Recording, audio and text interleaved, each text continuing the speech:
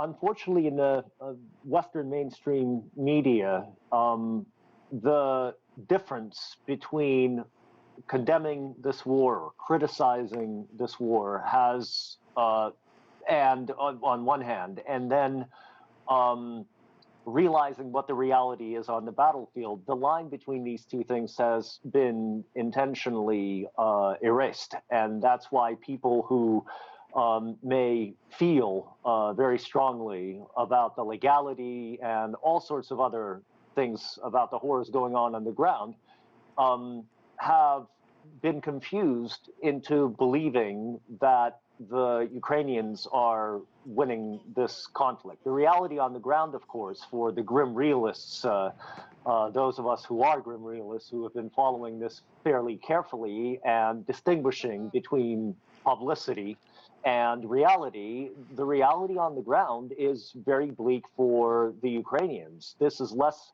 of a stalemate that we're seeing on the ground than it is a war of attrition. Chris mentioned this earlier, and I agree with him fully, and the Russians have more resources to burn through.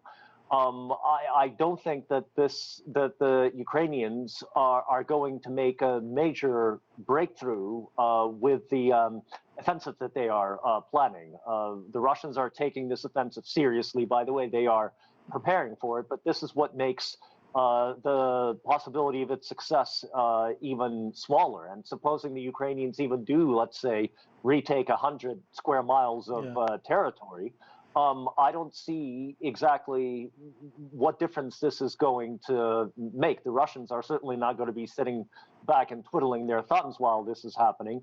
So I think we're moving towards some kind of resolution of this conflict this spring, probably in the summer. But I think what's clear is that the Ukrainians are aiming to make some kind of breakthrough, because in July there's a NATO summit in Vilnius, and as Foreign Minister Kuleba of Ukraine has stated, the Ukrainians very seriously intend to be invited into NATO without any preconditions or even a roadmap. And unfortunately, I don't actually see that happening.